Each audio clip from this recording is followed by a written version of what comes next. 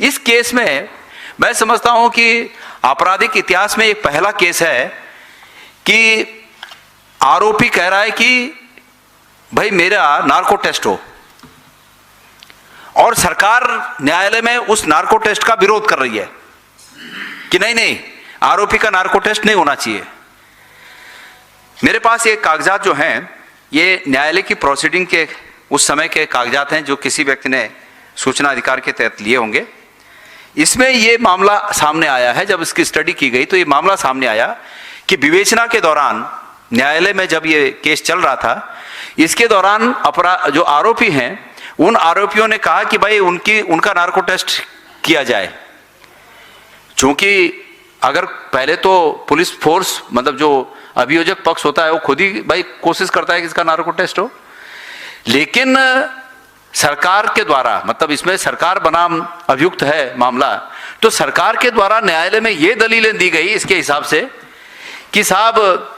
आरोपी जो कि करीब स्पष्ट है कि ये आरोपी हैं, अपराधी हैं, ये अपराध में संलिप्त हैं, इसलिए ये नार्को टेस्ट इसलिए करना चाहते हैं कि ये जांच को भटकाने की कोशिश कर रहे हैं, इसलिए इनका नार्को टेस्ट नहीं होना चाहिए। ये कौन कह रहा है? सरकारी पक्ष कह रहा है, सरकार कह रही है। इससे ये प्रतीत होता है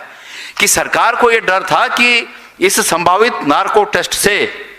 कुछ और राज खुल सकते हैं, और यकीनन उनका ये विश्वास था, सरकार का ये विश्वास था कि इस नार्को टेस्ट से उनके नेताओं के नाम खुल सकते हैं। इसलिए अभियोजक पक्ष ने, सरकारी पक्ष ने ये नार्को टेस्ट नहीं होने दिया। इसके प्रमाण हैं, ये आपराधिक इतिहास में मैं समझता हूं कि रेयर केस होंगे ऐसे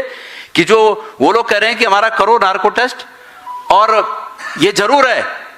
कि उन्होंने कुछ क्वेश्चन दिए थे कि इन क्वेश्चनों पे हमारा नार्को टेस्ट किया जाए, लेकिन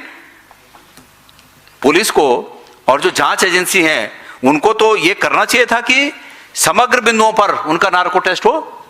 और रिकॉर्डिंग हो, वीडियो रिकॉर्डिंग हो, क्या बोल रहे हैं वो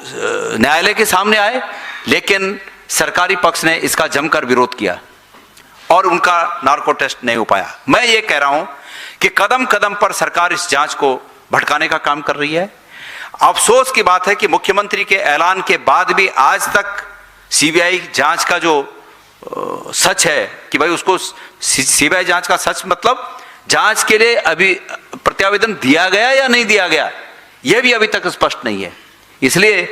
मैं चाहता हूं कि दिल्ली में आकर, मैं प्रेस वार्ता इसलिए कर रहा हूं कि दिल्ली से चलकर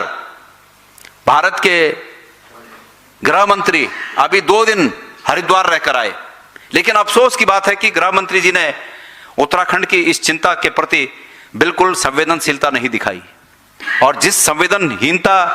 को दिखाकर वो वापस आ गए। मैं इसलिए दिल्ली चलकर आया हूं कि शायद वो उत्तराखंड की आवाज उत्तराखंड में रहकर भले न सुन पाए हों, लेकिन दिल्ली से आप लोगों के माध्यम से उत्तराखंड की आवाज सुने, और इसमें सीबीआई को कहें कि भाई आपके पास अगर प्रत्यावेदन आया है तो उस प्रत्यावेदन को आप उसके अनुसार कार्रवाई करें, और उस प्रत्यावेदन में जो जांच के बिंदु हैं वो क्या क्या हैं उसको भी सार्वजनिक किया जाए। एक और मांग मैं करता हूं कि इस केस में जो एसआईटी की हेड पुलिस अधिकारी थी, मैंने सुना वो पुलिस अधिकारी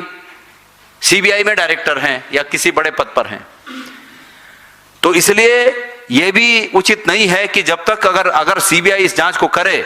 तो वो पुलिस अधिकारी उस जोन में भी, जिस जोन के अंतर्गत ये जांच हो रही है उस जोन में रहें। इससे भी उस जोन से उनको हटाया जाना चाहिए। आप